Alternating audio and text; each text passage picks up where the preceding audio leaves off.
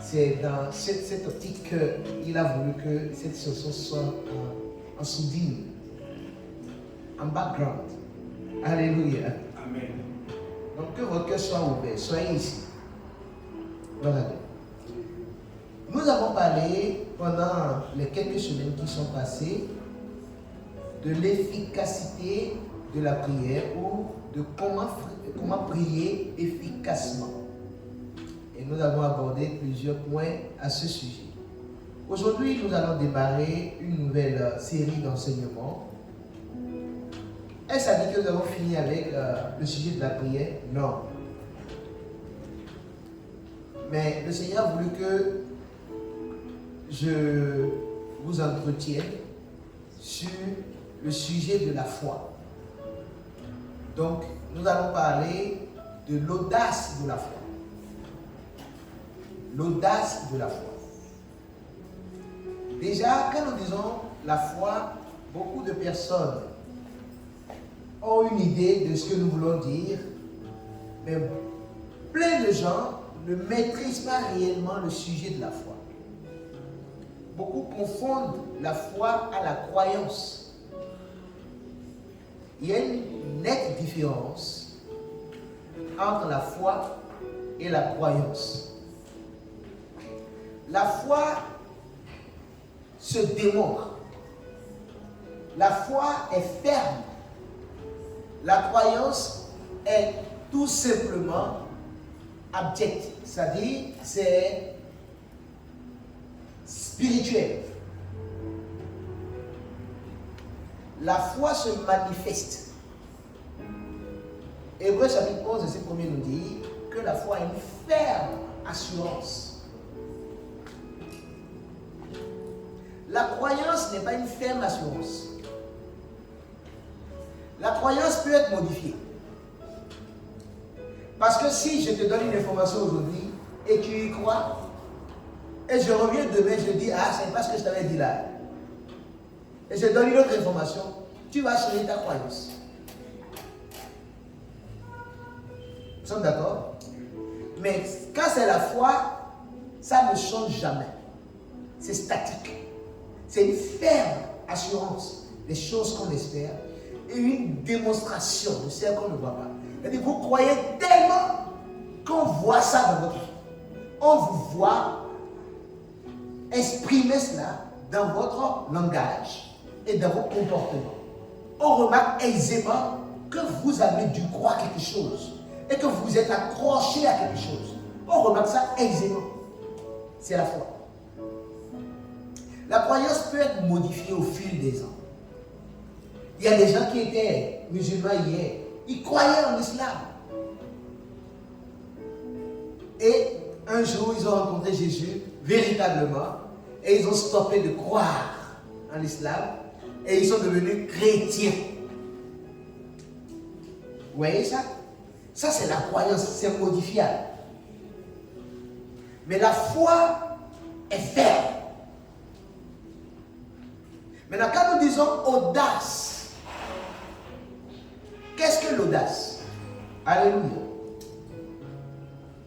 En parenthèse, si vous êtes ici et vous ne comprenez pas bien français, c'est-à-dire vous comprenez à un niveau un peu, et vous aimeriez bien comprendre, c'est-à-dire vous comprenez au moins une langue locale de fond, bougez juste tranquillement, allez vous asseoir derrière, il y a quelqu'un pour vous expliquer ça là-bas, pour vous traduire là-bas.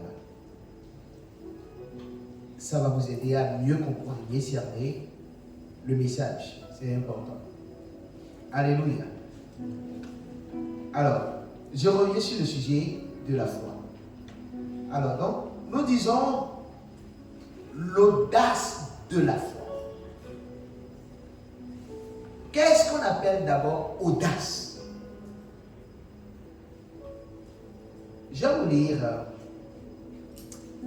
Quand nous disons audace, beaucoup de gens pensent directement au courage. Il y a une différence entre courage et audace. Le courage, c'est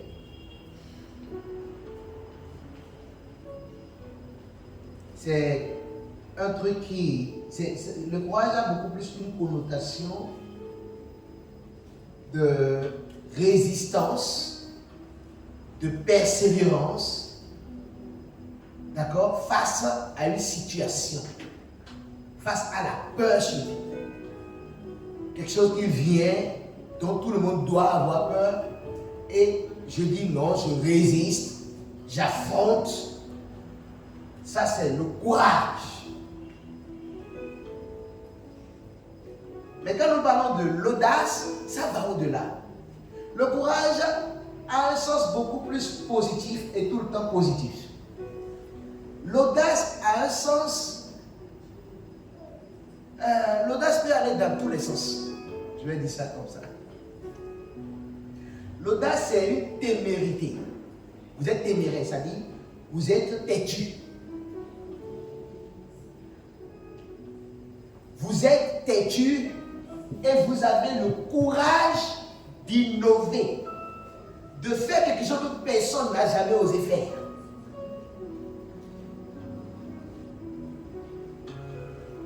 La différence entre un entrepreneur et un employé, c'est que l'employé a le courage d'aller demander boulot quelque part. Ou peut-être il sait qu'on ne va pas le prendre. Mais il a quand même le courage d'aller. Mais l'entrepreneur a le courage d'innover, de commencer une activité qui n'existe pas. Ça, c'est l'audace. Vous voyez ça? Maintenant, quand nous parlons de l'audace de la foi, nous sommes en train de parler de la capacité que Dieu vous a donnée de pouvoir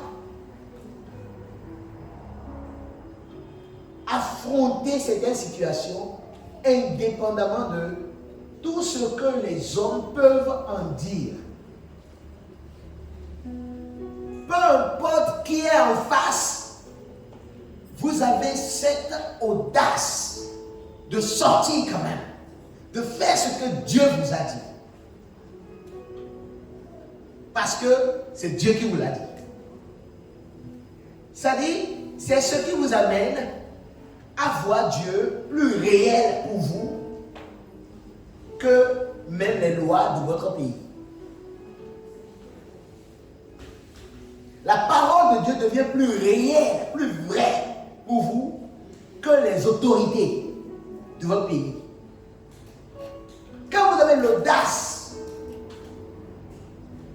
de la foi, vous pouvez affronter l'inaffrontable.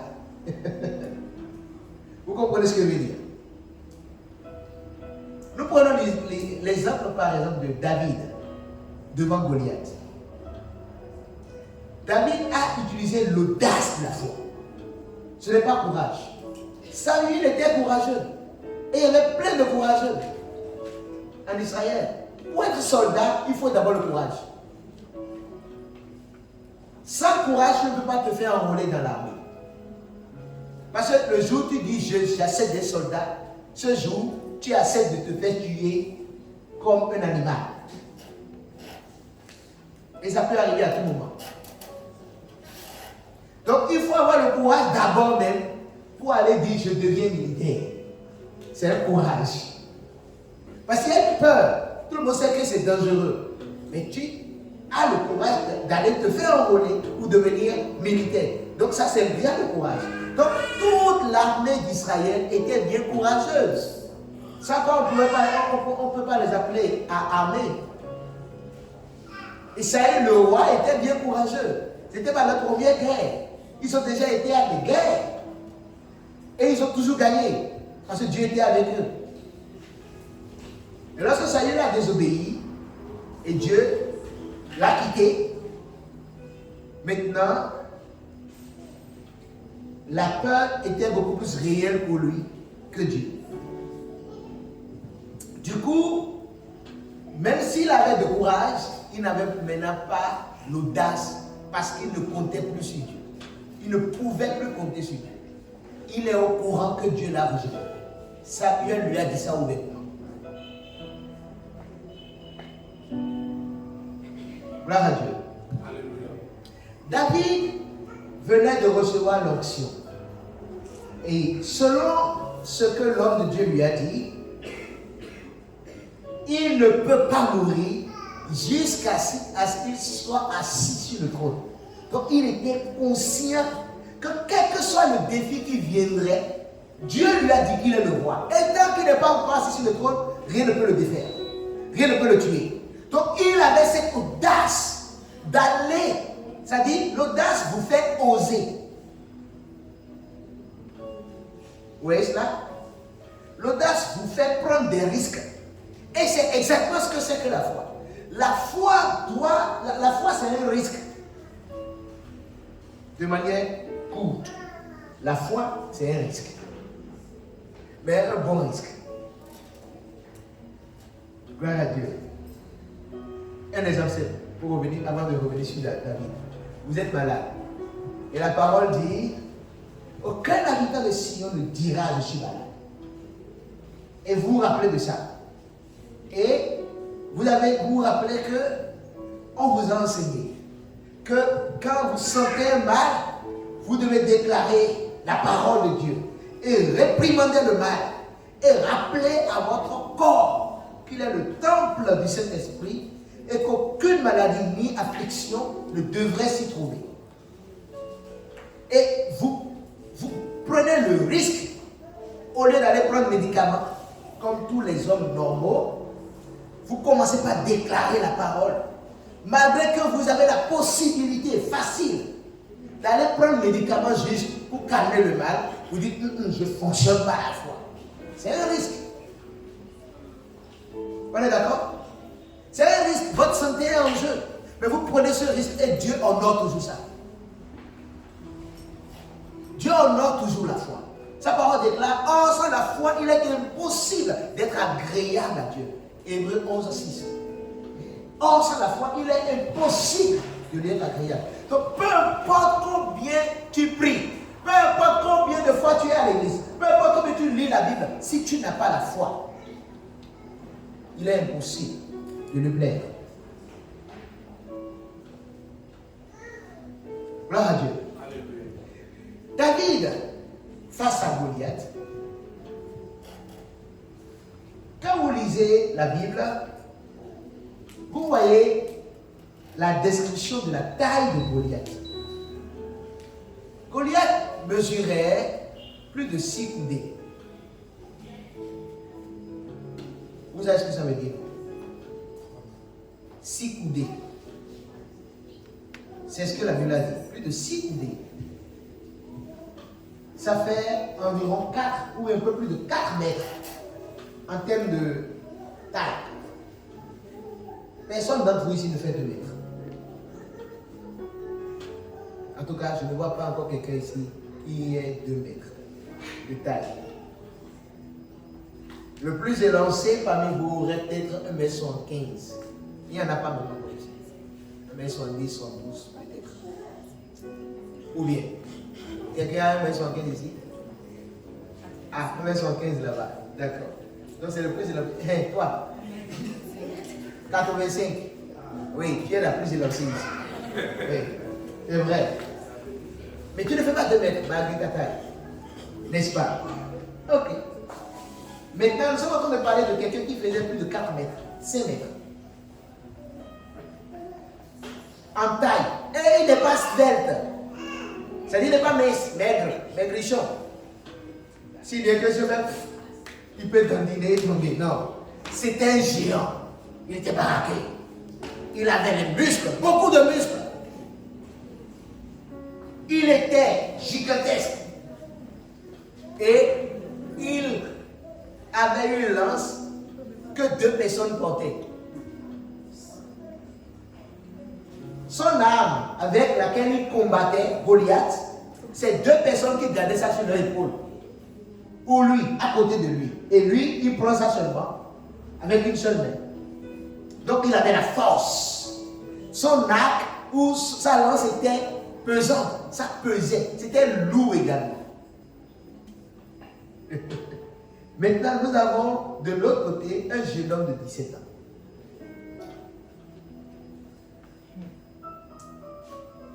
Svelte. Lui, il était maigre. Il était mince, maigrichon.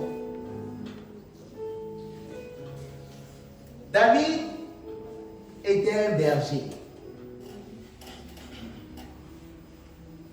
Dieu ne nous a pas parlé de la taille de David, mais David doit être dans les tailles normales de personnes pour qu'on puisse dire qu'il a tué un géant.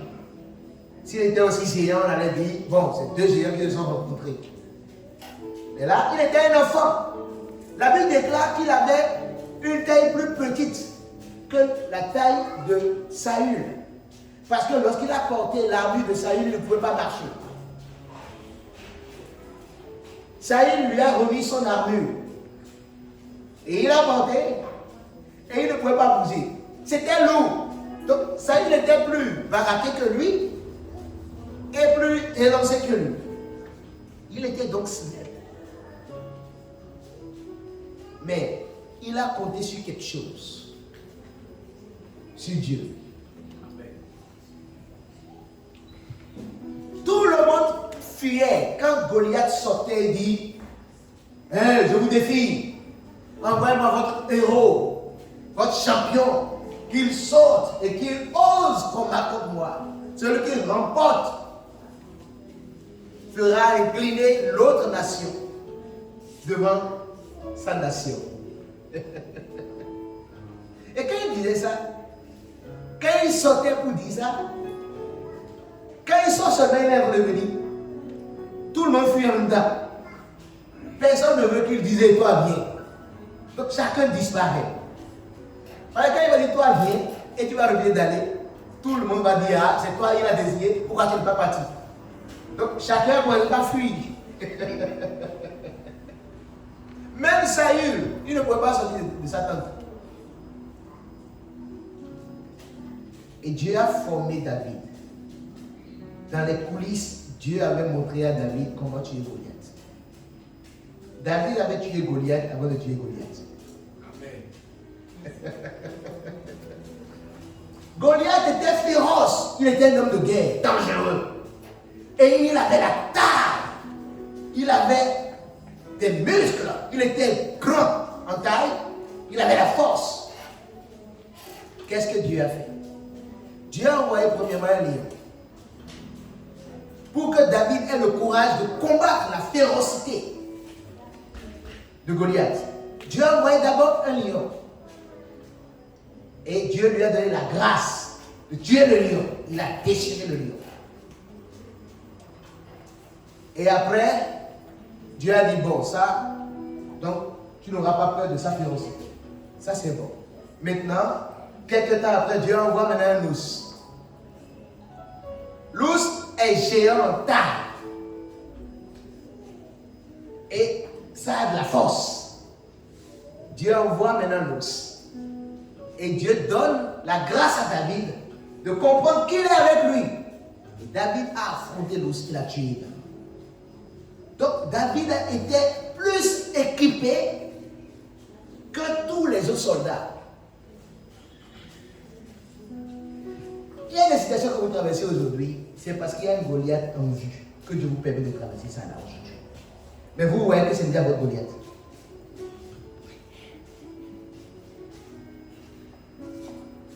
Il y a des situations, Dieu est en train de vous former pour vous hisser. Parce que si David du moins n'avait pas tué Goliath, il ne serait jamais roi comme il est devenu.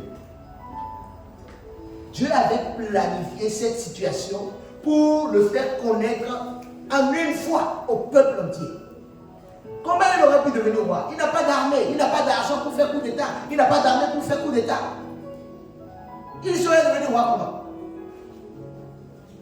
Si Saül mourait, Jonathan allait prendre le pouvoir. Jonathan était son fils, héritier. Donc David n'avait aucune chance pour devenir roi selon les normes.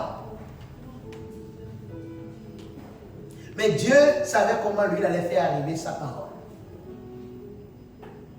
Ce qui vous arrive, tout ce que Dieu permet dans votre vie, n'est pas pour vous détruire, mais pour vous former. À cause de ce qui arrive devant. Et ce qui arrive devant est ce qu'il veut utiliser pour montrer sa gloire dans votre vie. pour vous hisser, pour faire en sorte que tous vous connaissent en une fois. Juste en une fois. David a fait face à Goliath.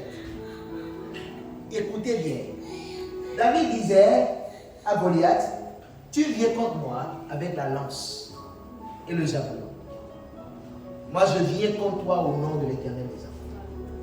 Il dit, le même Dieu que tu insultes, c'est en son nom que je viens contre toi. Il n'a pas dit au nom comme nous le disons facilement, comme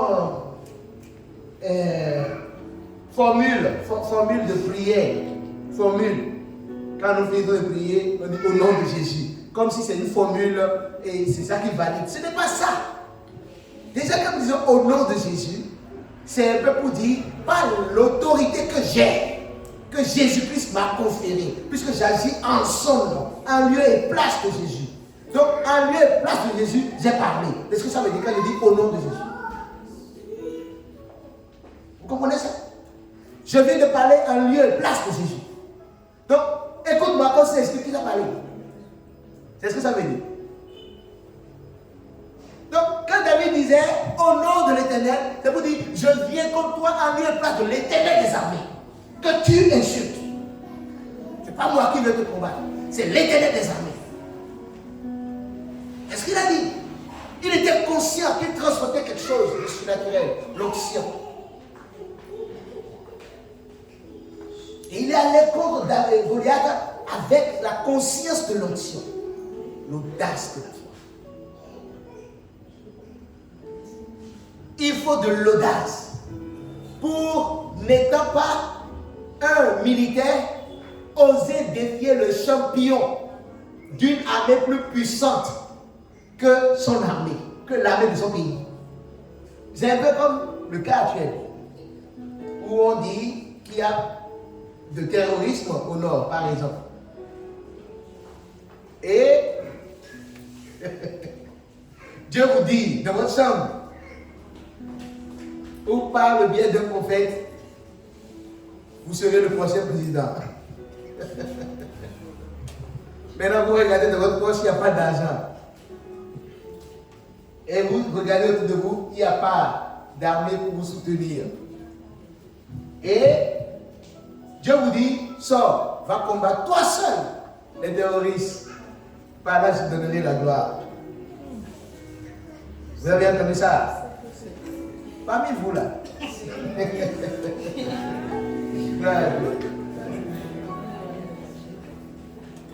Même si Dieu apparaissait physiquement et vous disiez ça, combien d'entre vous iraient? Non, écoutez, c'est sérieux. Ça dit, au lieu d'envoyer le ange, Dieu Tout-Puissant, Papa God, il apparaît dans votre chambre. Physiquement, il dit, je suis Dieu. Lève-toi, va au nord. Tu n'as pas besoin d'âme. Pas seulement en mon nom. Et tu vas combattre et détruire tous les terroristes. Toi seul. Combien d'entre vous là? Soyez honnêtes. Gloire à Dieu. Non, soyez honnêtes. Combien d'entre vous pourraient oser aller parce que oui, il a fait Dieu, Dieu lui a parlé? Hein? J'ai pas entendu. Je dis, moi-même, je suis convaincu, puisqu'il est en moi. Je suis convaincu que c'est lui.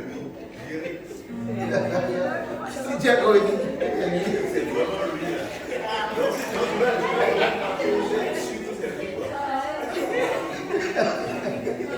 Gloire à Dieu. Oui, c'est d'abord le premier problème. Vous pourriez commencer par ligoter Satan. Je n'ai même pas. Au nom de Jésus, je te ligote. Vous allez ligoter Jésus au nom de Jésus. Parce que vous n'aviez jamais fait ce genre d'expérience. Et ça va vous paraître bizarre. Maintenant,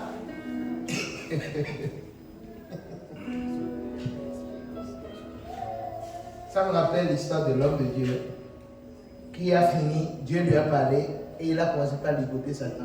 Il a prié. Et Dieu attend. Il finit de dire, Dieu a fini. Il dit, comment? Il a fini de faire tout ce qu'il veut. Il a dit, Dieu a fini. Lève-toi, va faire ce que j'ai dit. C'est la même chose. Écoutez, supposons que vous ligotez, vous faites tout, et à la fin, vous dites, tu as fini de ligoter, je suis Dieu. Je ne suis pas parti parce que je suis Dieu. Maintenant, lève-toi, va faire. Quand il finit de dire ça, est-ce que vous iriez? Vous savez quoi? Vous ne seriez pas le premier à avoir fait la responsabilité. Parce que Jonas a fait la même chose. Jonas, pour Jonas, c'était un peu des terroristes. C'était juste un peuple. Ils n'avaient pas tous des armes. Ils étaient juste dangereux. Jonas a fui. Il a fui Dieu. Gloire à Dieu. Qu'est-ce que je veux dire par là? La foi est audacieuse. La vraie foi prend les risques avec de l'audace. David est allé et au moment où tout le monde fuyait, même ses grands frères, lui ont dit, tais-toi, va à la maison. On te connaît. Tu manigances quoi? Pourquoi poses-tu des questions aux soldats? Il a fini par se retrouver devant le roi. Par sa foi. Il était décidé. Tellement décidé que tous ceux qui l'écoutaient étaient convaincus que celui-là peut faire quelque chose. Parce qu'on voyait, en fait, la foi c'est une ferme assurance. Et une démonstration. Cette démonstration doit pouvoir convaincre d'autres personnes autour de vous. Tellement vous démontrez la foi qu'on sait que ce que vous dites là, c'est vrai. Et par votre audacité, vous arrivez à contaminer ceux qui sont autour de vous. Des soldats avérés furent convaincus par un jeune berger, un jeune homme qui n'avait jamais été à la guerre auparavant.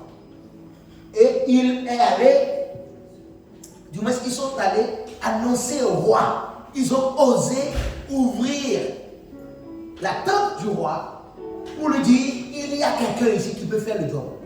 Imaginez-vous. Il les a contaminés. Ils ont eu tellement la foi qu'ils sont allés l'annoncer. S'ils n'ont pas cru en lui, ils n'iraient jamais en parler au roi. Votre foi doit contaminer. C'est ça l'audace de la foi. Vous avez tellement la foi que vous arrivez à drainer du monde autour de vous, derrière vous, par l'expression de cette foi. C'est ça le leader. Gloire à Dieu. Merci Saint-Esprit. David est allé, il a affronté Goliath. Il lui a dit aujourd'hui même, je vais couper ta tête. Et je donnerai ton cadavre aux oiseaux du ciel. Pendant qu'il disait ça, David n'avait pas d'arme. Il n'avait que sa lance. Il n'avait pas de petit couteau, il n'avait rien de tranchant sur lui. Mais il a prophétisé comment ça allait arriver. Avec quelle arme est-ce qu'il pensait le faire? Il a dit aujourd'hui, je couperai ta tête. Ce n'était pas David qui parlait. C'était l'onction. La foi. Quand la foi vous monte à la tête, vous perdez votre esprit. Et l'onction prend le contrôle. Quand vous vous laissez utiliser. C'est-à-dire, le raisonnement humain disparaît. Et maintenant, votre raisonnement devient divin. Ça devient surnaturel. Ce que vous dites n'a plus de sens selon la raison. Ce que vous faites n'a plus de sens selon la raison. C'est comme ça que la Bible dit que la folie, c'est-à-dire la sagesse de Dieu est une folie pour les hommes. Vous voyez cela? La sagesse de Dieu est une folie. C'est-à-dire, on n'arrive pas à comprendre ce que vous faites. On dit, mais il est fou. Comment il peut faire ça? Comment lui, il n'a même pas eu une formation militaire? Il peut oser aller affronter un homme comme ça. Vous êtes sûr qu'il y arriverait? Il est fou, il veut se pense pas qu'il est comme ça. Il est fou. Mais il est en train de fonctionner selon la sagesse surnaturelle. Quand Goliath a chargé sur David, David n'a pas fait comme la plupart d'entre nous. Vous parlez la foi, maintenant la situation vient. Seigneur, ça vient. Non. Quand Goliath a dit, attends, tu vas voir. Et il a demandé à ce qu'on lui amène son épée. Il a pris ça. Et il a chargé. David aussi a chargé. C'est l'audace de la foi. Il n'a pas fait comme ça. Non. Lui-même, il a fait comme ça. C'est ça la foi. L'audace de la foi. Peu importe ce qui est en face. Vous chargez contre la chose. Vous allez. Vous affrontez la situation. Vous ne fuyez pas la situation. Vous n'allez pas parler de la situation à quelqu'un. Vous faites face à la situation et vous lui parlez. Vous lui dites ce que vous voulez qu'elle soit. Par la foi. Par la foi. Ça. C'est important. Gloire à Dieu. David a gagné. Il est revenu avec la tête de Goliath, comme il l'a dit. En ayant utilisé l'épée que deux personnes transportaient. Le seul jeune homme, il a pris l'épée. Et il a coupé. Lui seul en Israël pouvait garder l'épée. Et plus tard, c'est l'épée avec laquelle il a combattu jusqu'à la fin de sa vie. Lui seul pouvait l'utiliser. Personne en Israël ne pouvait prendre l'épée toute seule. Parce que c'était lourd. Avec quelle force? L'onction. Gloire à Dieu. Et cette onction est en vous. Il a dit pour vous, vous avez reçu l'onction de la part de celui qui essaie. C'est en vous. 1 Jean 2, 20 et 27. L'onction là est en vous. Chacun de nous est un. La même chose que Dieu a insufflé à David, et David est devenu surnaturel, cette même chose est en nous. Jésus-Christ a dit, attendez ici, jusqu'à ce que le Saint-Esprit vous vienne. Vous allez recevoir une puissance d'en haut. Ce n'est pas une puissance qui vient des nourritures que vous mangez. Ce n'est pas une puissance qui vient de votre famille. Ce n'est pas une puissance qui vient de votre intellect. C'est une puissance qui vient d'en haut, le Saint-Esprit. C'est lui qui produit ça. Et il est en vous. C'est lui qui est la source de l'onction. David a reconnu qu'il avait le Saint-Esprit.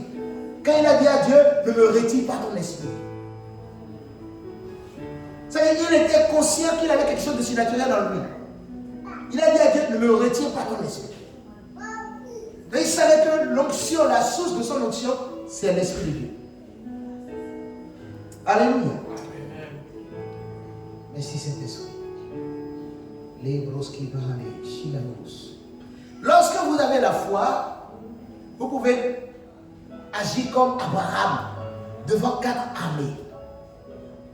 4 armées qui venaient de défaire 5 armées. 4 armées. Ils sont allés en guerre contre 5 autres armées et ils ont gagné. Et ces personnes, ces 4 rois, étaient partis avec le butin et Lot et la famille de Lot. Lot qui était le neveu d'Abraham. Et quelqu'un est venu annoncer la chose à Abraham. La Bible déclare qu'Abraham a pris 318 serviteurs. Serviteurs, pas des soldats.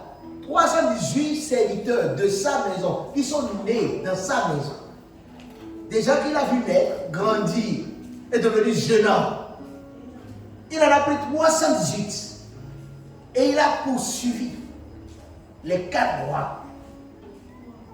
4 royaumes, ce n'est pas 4 individus. Un royaume a au moins, en ces années, au moins 1000 soldats. C'est 1000, c'est petit. Quand on lisait la Bible, vous allez voir comment ils allaient en guerre avec 36 000, avec 100 000, avec 500 000. Des fois même, le royaume est venu contre Israël avec 1 million. Le royaume de Syrie était venu contre Juda avec 1 million de soldats. C'est dans votre Bible. Et Dieu les a tous tués, sans que Israël ne fasse rien. Ils ont fui, le reste a fui.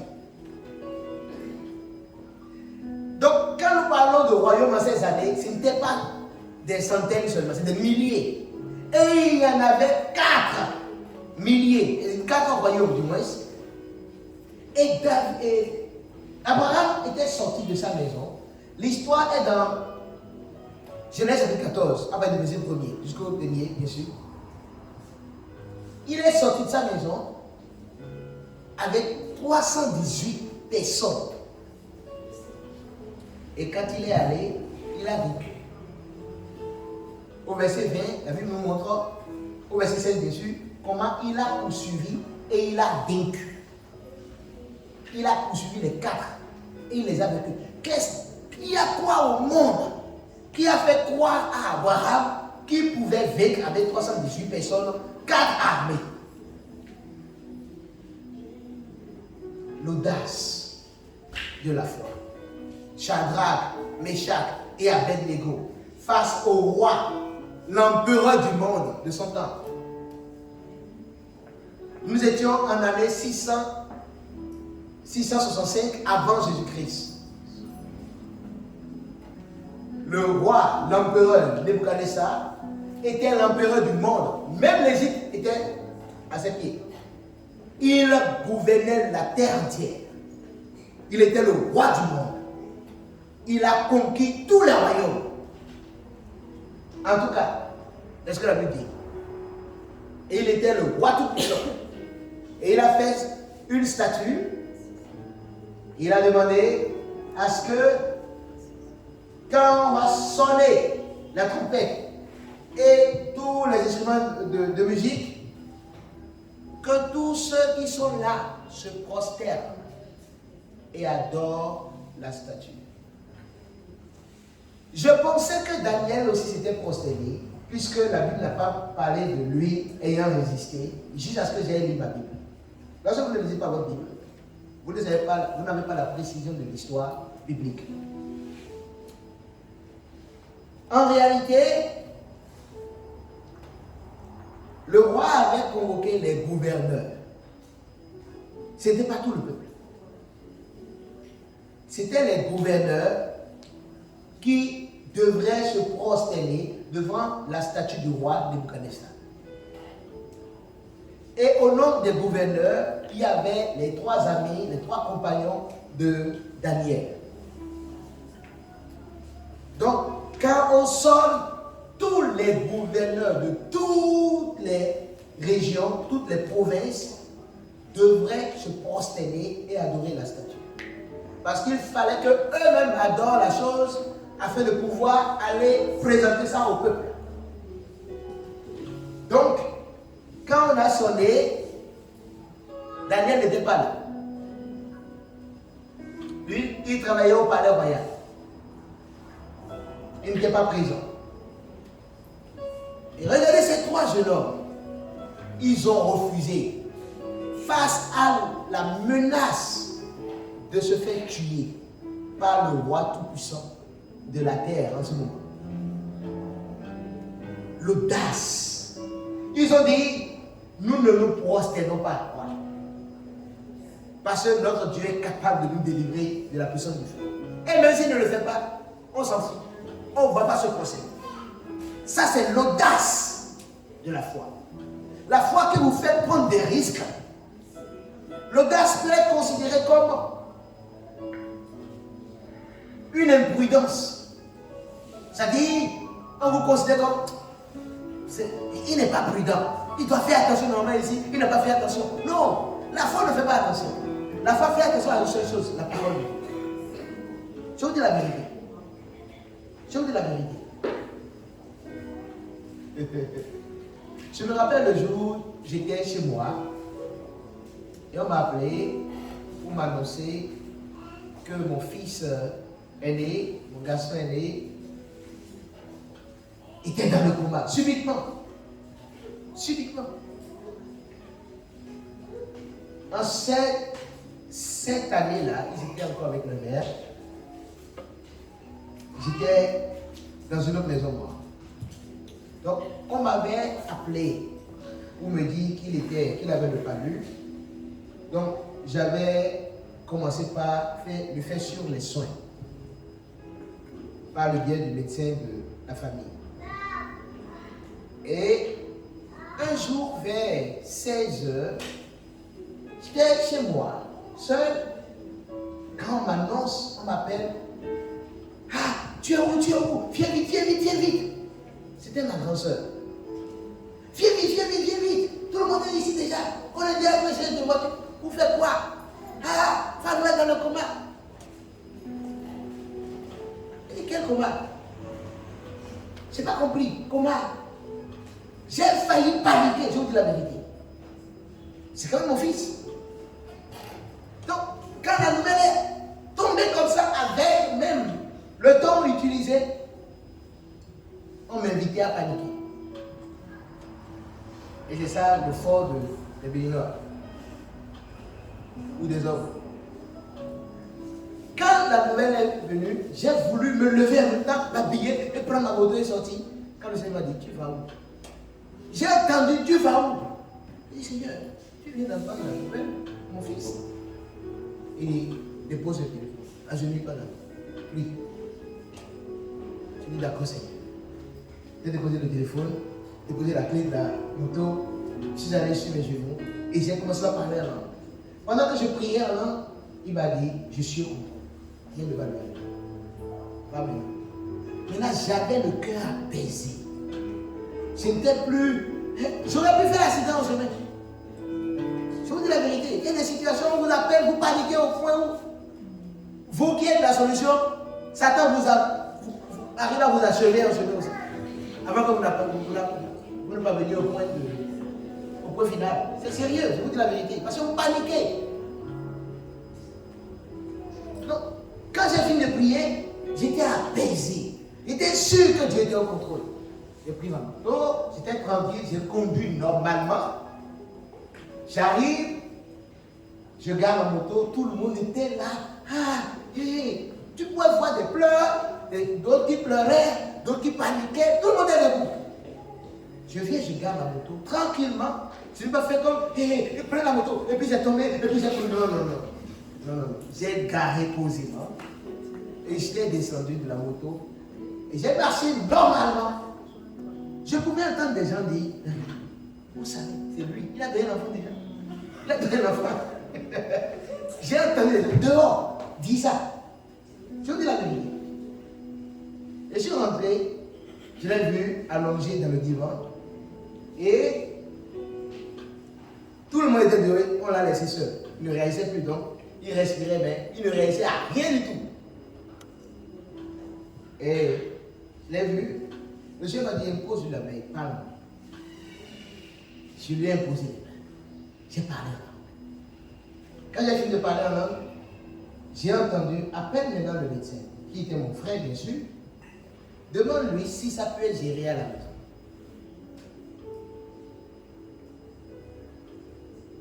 C'est la première fois que je posais ce genre de question. Je l'ai appelé, il a dit, est-ce que ça peut être géré à la maison?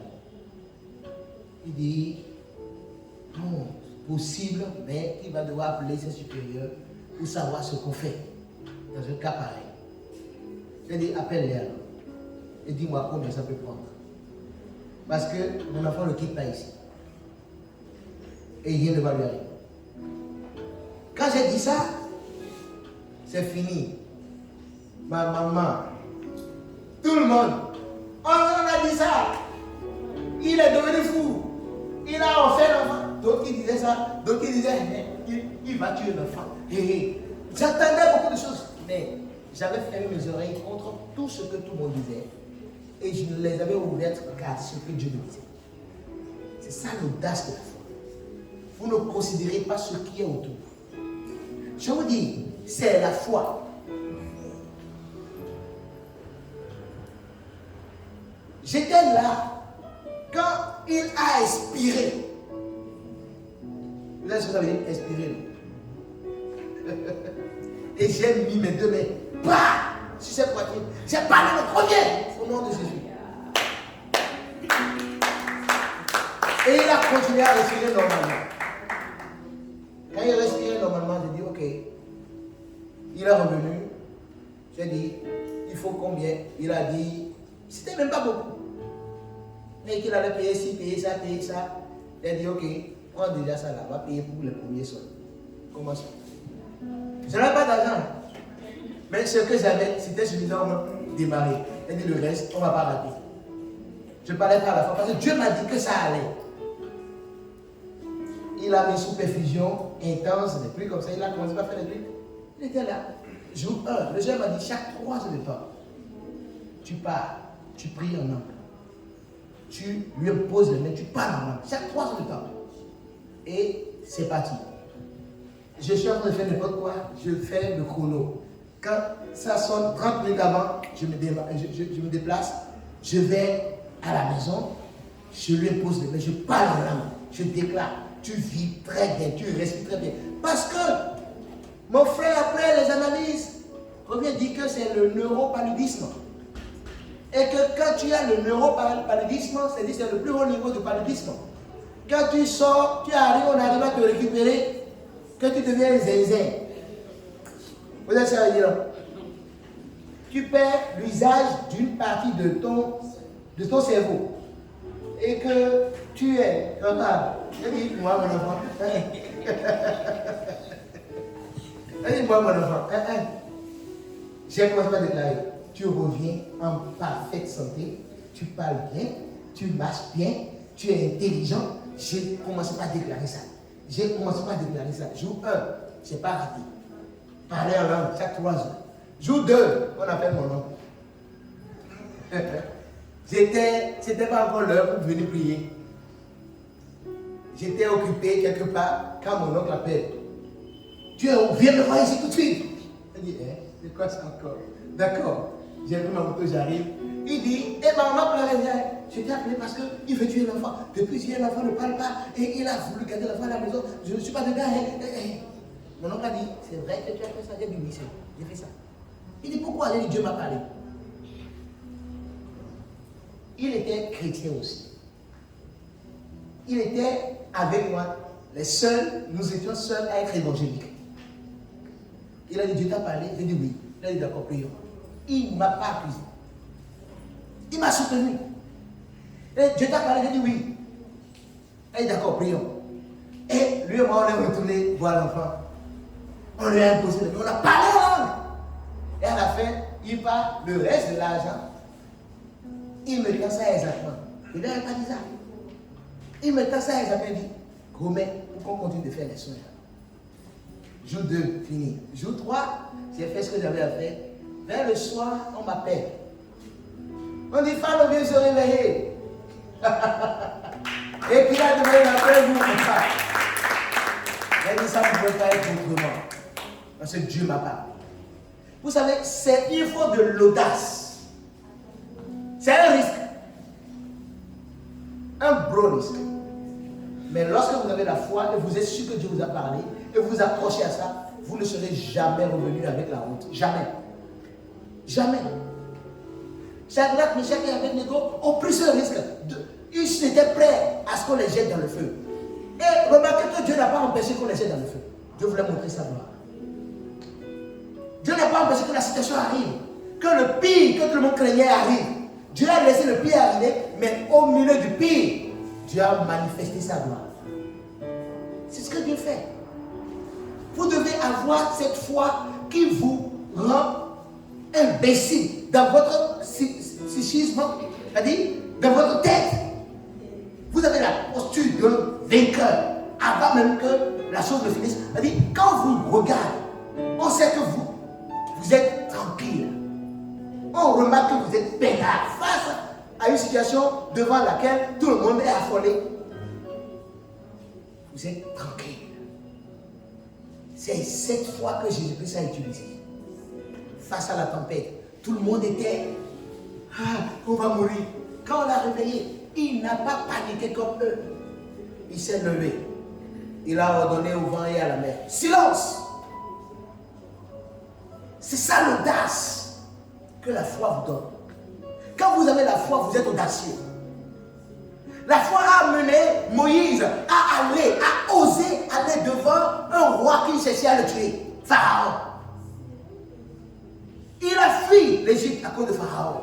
Dieu lui a dit, retourne voir le même Pharaon qui voulait te tuer. Il ne pourra rien faire contre toi. Et Dieu lui a dit, je ferai de toi un Dieu pour Pharaon et Aaron sera ton prophète. Il a dit, Aaron sera ton prophète. Et il va devant le même Pharaon qui voulait le tuer. C'est ce que la foi fait. Benson Idahosa, il avait invité le docteur Thiel Osborne au Nigeria pour 3 jours de croisade, guérison, miracle. Et jour 1, il y a eu beaucoup de miracles dans un stade. Le stade était rempli. Et le lendemain, le Nigeria avait un match contre un autre pays. Et sur tous les stades qui existent, ils n'ont pas choisi l'autre. Ils ont dit que c'est là que le match doit avoir lieu. Et ils ont demandé à Idahosa de ramasser quelques claques et que la croisade est annulée. Le reste des jours, il y aura plus de croisade. Et ils ont annoncé même à la télé et à la radio. Et ils ont envoyé des agents, des militaires pour débrancher les choses, ramasser les chaînes. Parce que le premier jour, le monde était tellement fort, il y avait tellement de foule qu'ils ont tué les gazons. Donc, le lendemain, le 3e jour, le match aurait lieu. Donc, eux, ils ont voulu prendre des mesures qu'il fallait avant le jour du match. Donc, ils ont, déjà le 2e jour, ils sont allés à lever tout. Quand ils ont fini de le faire, Idahosa est allé. Il a dit, on ne fait pas ça là avec moi. Un pasteur, dans un grand pays, comme le Nigeria, juste un pasteur. Lui, il était juste un pasteur. Alléluia. Il est allé à la radio et il est allé à la télé. Et il a dit, si je ne fais pas ma croisade aujourd'hui, ce soir, le match n'aura pas lieu. Il y aura les tonnerres et la pluie au point où le match n'aura jamais lieu dans ce pays. Hey. Et il a dit, c'est fini. À la télé et à la radio. Il a dit, c'est fini. Et il a quitté. Pendant 3 jours de temps, des appels, le président, le ministre, tout le monde, Idahosa, on est désolé. On est désolé. Idahosa, on est désolé. Pardon, Idahosa. Pardon. Non, il n'y a pas de problème. On va te trouver le stade, d'accord? Pas de souci, d'accord? Il a dit, d'accord, trouvez-moi le stade. Et ils sont allés trouver un autre endroit. Ils ont dit, tu vas plus louer d'équipement. On te donne tout, on fournit tout. Et ils sont même allés à la télé pour dire, non, la croisade n'est pas annulée, que c'est déplacé. Et parce qu'eux-mêmes, ils ont fait maintenant la publicité, le nombre de ceux qui ont participé le 2e jour là, ça a doublé. C'est un homme. Et quand ils ont fait tout ça, il s'est levé et a dit, moi, on a plaisir. Et là, c'est bon. Le Nigeria va gagner 2 buts contre 0. Et ce fut le cas. Le Nigeria a gagné 2 buts à 0. Vous savez ce qu'on appelle homme de Dieu? Vous êtes des enfants de Dieu. Tel il est. Tel nous sommes dans ce monde. Ce n'est pas que les hommes de Dieu qui peuvent le faire. Chaque enfant de Dieu. Il dit, si vous avez la foi comme un grain de semevé. Le grain de semevé, c'est la tête d'une épingle. Vous connaissez l'épingle? La tête d'une épingle, c'est ça, ça. Ça mesure 2 mm.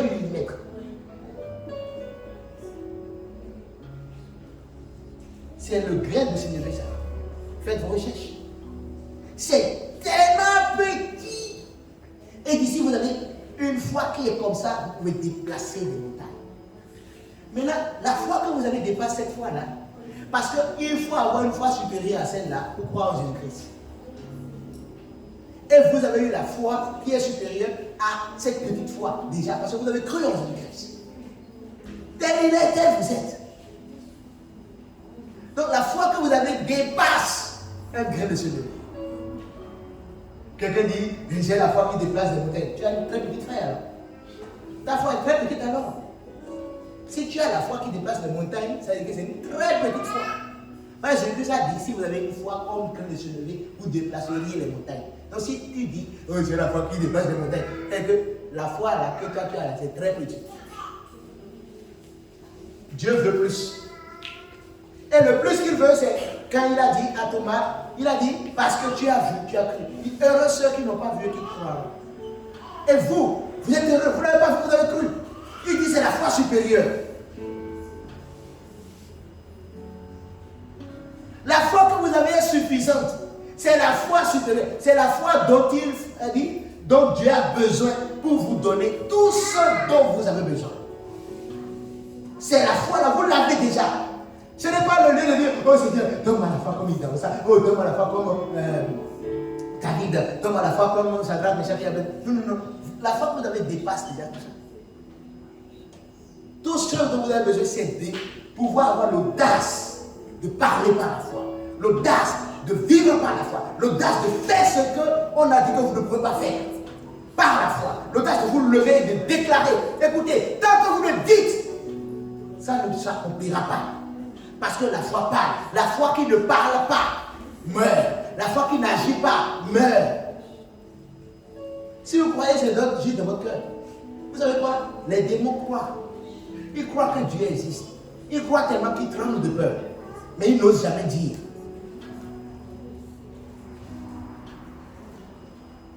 De Corinthiens 4, verset 11, il dit, j'ai cru. C'est pourquoi j'ai parlé. Quand vous croyez, vous parlez. La foi parle. La foi parle. Remarquez que David a dit ce qu'il voulait voir à la fin du combat. Il a cru tellement qu'il a déclaré, il a vocalisé sa foi. Vous voyez ça? Shadrach, Meshach et Abednego ont vocalisé leur foi. Ils n'ont pas été passifs. Moïse a vocalisé sa foi. Il est allé devant Pharaon et il a dit, Dieu m'a dit, laisse partir mon peuple. Il a parlé. La foi parle. Est-ce que Dieu vous a dit quelque chose? Alors combien de fois déclarez-vous cette chose? Et combien de fois marchez-vous en conformité avec cette chose que Dieu vous a dit? Dieu vous a dit que vous avez un enfant. Maintenant, vous commencez par aller de docteur en docteur. Chercheur d'enfant, alors que Dieu vous a dit que vous avez un enfant. Dieu a dit, non, n'aie pas peur, tu n'es pas stérile. Le docteur a dit, tu es stérile. Dieu a dit, tu n'es pas stérile. Maintenant, en quel rapport croirez-vous? Esaïe nous a posé la question. En quel rapport croirez-vous? Est-ce au rapport de Dieu qui dit que non, tu n'es pas stérile? Ou au rapport des médecins qui disent, ah non, c'est fini, vous n'aurez jamais d'enfant? En quel rapport? La foi parle. La foi parle. On a dit, dans cette famille, personne ne réussit. Donc tu ne réussiras jamais. À quelle famille tu appartiens? À cette famille-là ou à la famille de Christ, où personne n'échoue? La foi parle. La foi parle. Non, c'est kraka, melpeli sur la vendredi. Shimahoni. Shimahoni. Un jour, Idaosa était là. Quand des sorciers du monde entier, de la planète, ont décidé de tenir une réunion dans son état, Benin City.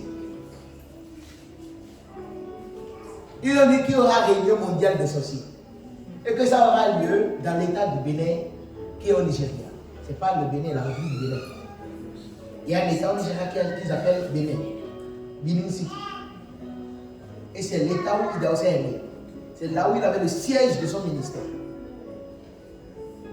Ils ont dit que ça aurait lieu là. Il a dit, réunion, chez moi ici, sorcier, c'est annulé. Il a dit, c'est annulé. J'annule ça. Il a dit ça au culte comme ça, un dimanche matin. J'ai appris que des sorciers font des communiqués qu'ils veulent faire réunion ici. C'est annulé. C'est tout ce qu'il a dit. Et les journalistes ont commencé par parler. Ah, Idaosa a dit qu'il a annulé la réunion. Idaosa a dit qu'il a... Et les sorciers ont commencé par dire, même si Dieu descend du ciel, cette réunion aura lieu. Un jour, un journaliste a dû les appeler pour une confrontation parce que le débat était devenu houleux sur les réseaux, par-ci, par-là. Il dans ça a dit, les sociétés ont dit. Finalement, un journaliste a dit, venez vous deux sur une chaîne de télévision.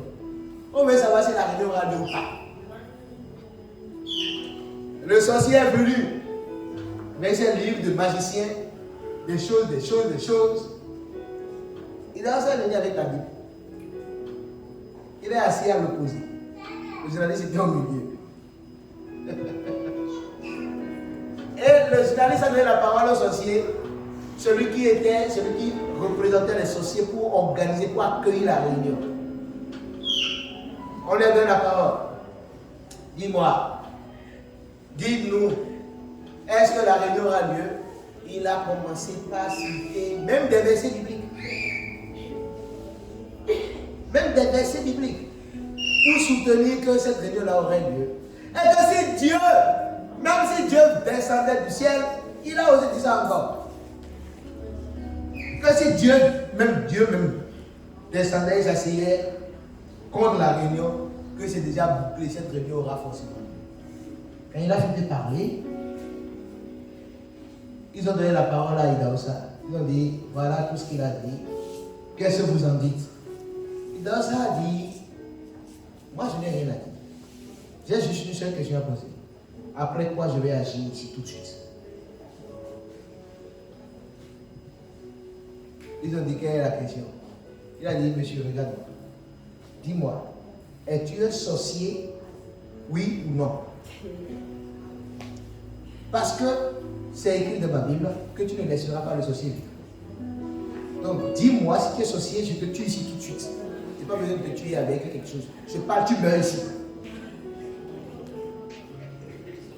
Ah!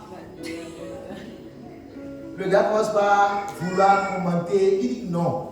C'est une question de oui ou non comme réponse. Dis-moi, es-tu un sorcier? Oui ou non? Il commence encore à vouloir parler. Non, réponds-moi. Oui, non, tu es sorcier. Il dit non, lui n'est pas sorcier. Gloire à Dieu. Il dit bon, non, que lui il représente juste pour organiser la réunion, que lui n'est pas sorcier. Il dit tu es sauvé. La réunion est annulée, pas le début, c'est annulé. Et il s'est levé, il est parti. Et la réunion fut annulée. Le même jour, il a cherché la maison de Idaosa. Il est venu dire, ils vont me tuer. Il faut que tu me donnes ton Jésus. Sinon, ils vont me tuer. Et Idaosa lui a donné une Bible, il a prié pour lui. Il a confessé Jésus-Christ. Il a donné sa vie à Jésus-Christ. Voilà ce qu'on appelle l'audace de la foi. Que faites-vous de ce que Dieu vous a donné? Vous êtes dans une maison où il y a un parent ou quelqu'un qui tue les gens. Et vous avez vous-même peur de la même personne. Avec le Saint-Esprit en vous. Avec la puissance qui a créé tout l'univers, encapsulé en vous. Éphésiens 3 nous dit qu'il fera au-delà de tout ce que nous pensons, imaginons. Par quelle puissance? Par la puissance qui est à l'œuvre à nous. Il y a une puissance à moi. Et cette puissance, c'est la puissance de Dieu. Ce n'est pas par ma force à moi, mais par sa puissance à lui. Je ne me tiens pas devant une situation par ma force. Je me tiens devant la situation par sa puissance, en étant conscient que j'ai quelque chose de surnaturel en moi. Il y a quelque chose de supérieur à cette situation qui m'énergise, qui me traverse, qui m'amène à parler, qui m'amène à bouger, qui m'amène à faire ce que je cherche. Je ne suis pas ordinaire. Vous devez garder cette conscience que vous êtes enfant de Dieu. Il y a quelque chose de surnaturel par rapport à vous. Vous n'êtes pas de ce monde. Vous êtes d'ailleurs. Dans le règne de l'esprit, il ne vous voit pas comme béninois. C'est vous ceux qui vous voyez comme ça. Vous savez pourquoi? Il nous appelle, il a dit, vous êtes dans le monde, mais vous n'êtes pas du monde. Vous êtes dans le monde, mais vous n'êtes pas du monde. Donc vous n'êtes pas de ce monde. Il y a quelque chose de surnaturel vous concernant. Vous êtes ce qu'on appelle un extraterrestre. Cette terre ne peut pas vous définir. Parce que si la terre arrive à vous définir, vous devenez alors humain. Mais vous n'êtes pas des humains. Vous êtes des dieux en patrouille sur la terre. Vous êtes une divinité parmi les hommes. Partout où vous allez, il y a quelque chose de surnaturel vous concernant. Quand vous touchez quelque chose, le Saint-Esprit vient de toucher la chose. Parce que votre corps est son temple. Votre corps est son temple. Il vous utilise de la même manière que vous utilisez vos habits. Vos habits n'ont aucune vie en eux aussi longtemps que vous ne les portez pas. Ils ne peuvent pas faire de mouvement tant que vous ne les portez pas. De la même manière, quand l'Esprit de Dieu n'est pas en vous, vous ne pourrez pas être vivant dans le règne de l'Esprit. C'est le Saint-Esprit qui vous donne la vie. C'est lui qui vous fait bouger. La Bible déclare qu'il produit en nous le vouloir et le faire pour son bon plaisir. En lui, nous avons la vie, l'être et le mouvement. En lui, nous avons la vie, l'être et le mouvement. En lui, nous avons la vie, l'être et le mouvement. C'est en lui que nous avons la vie, l'être et le mouvement. Que faites-vous avec la parole de Dieu que Dieu vous donne? Croyez-moi en cela. Écoutez-moi, Dieu n'a pas besoin que vous alliez lire toute la Bible. Non. Dieu sait que vous n'avez pas besoin de lire toute la Bible. Abraham connaissait combien de choses de Dieu. Pourtant, il a été appelé le père de la foi. Hein? Qui dans la Bible connaissait toute la Bible telle que vous la connaissez aujourd'hui? Ils ne se sont approchés qu'à la parole que Dieu leur a donnée. Et ça les a mis au nombre de ceux qui par la foi on fait ci, on fait ça, on fait ci, on fait ça. Que faites-vous? Quel est le rapport qui restera de vous? Que dira-t-on de vous? Avez-vous gardé la foi? Avez-vous combattu le bon combat de la foi? Cette situation, est-ce que cette situation-là arrivera à vous défaire ou bien vous êtes déjà plus que vainqueur?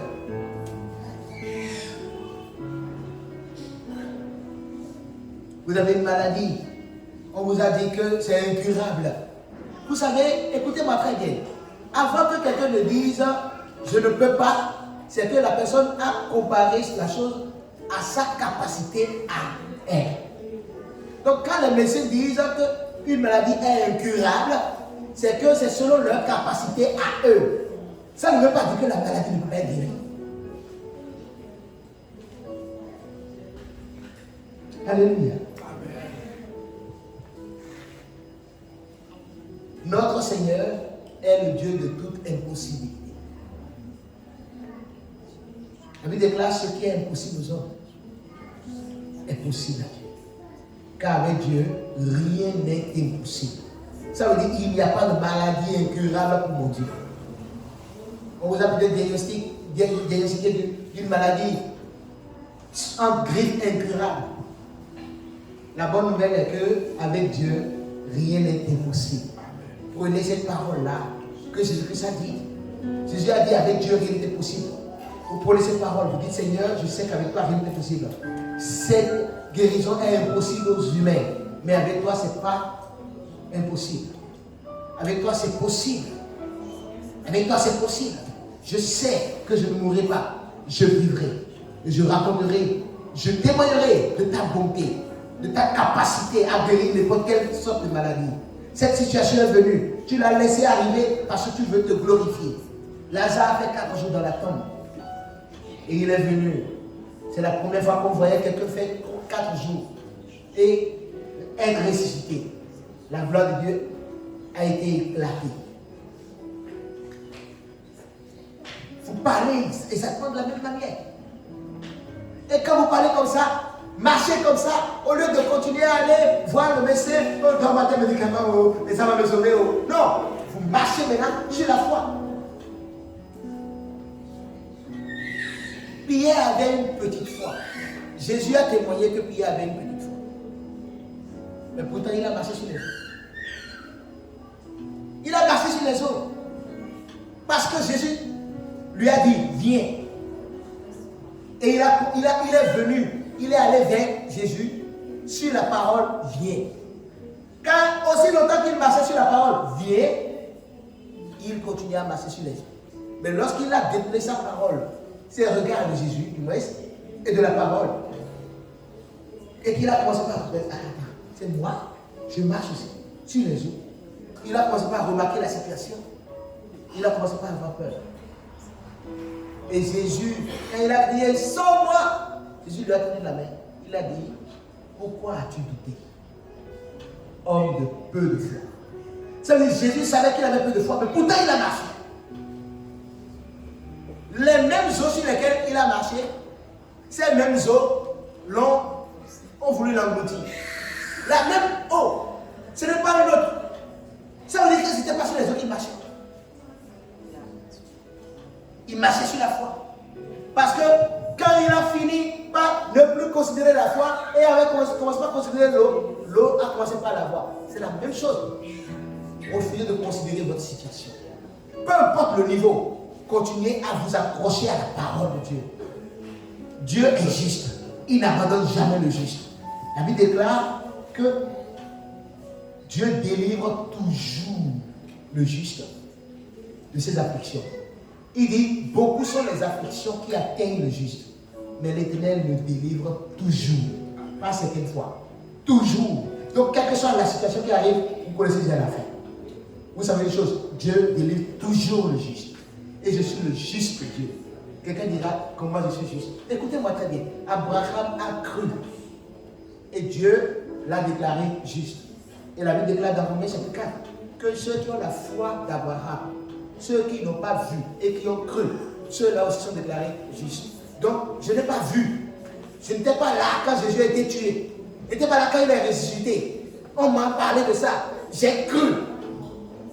J'ai donc la foi d'Abraham. Donc, je suis également déclaré juste comme Abraham est déclaré juste par sa foi. Abraham n'a pas vu d'enfant avant d'accepter de se faire appeler père de plusieurs comme Dieu lui a dit. Gloire à Dieu. Que croyez-vous? Commencez par voir votre situation actuellement et décidez de voir la parole de Dieu en lieu et place d'elle. Est-ce que Dieu peut le faire? Est-ce que Dieu a dit dans sa parole qu'il peut changer n'importe quelle chose vous concernant? Est-ce que Dieu a dit qu'il peut transformer n'importe quelle situation, quel que soit le degré? Est-ce qu'il y a quelque chose d'impossible à mon Dieu? Alors, vous allez parler maintenant, nous allons prier. Vous allez exercer votre foi. Et que ce ne soit pas juste au lieu de prière. En lieu de prière, seulement quand vous entendez parler la foi. Après cette prière, vous devez continuer à parler la foi, à agir la foi. Tenez-vous sur le pied. Commencez par prier maintenant. Quelle est cette situation dont vous êtes fatigué? Quelle est cette chose que vous voulez voir? Vous voulez voir la chose. Vous espérez que ça arrive, mais ce n'est pas encore arrivé. Par la foi, la Bible déclare la foi est la substance. La foi est la substance de cette chose. Vous allez maintenant déployer cette substance. Déclarer la foi. Déclarer la foi. Parlez en votre langue.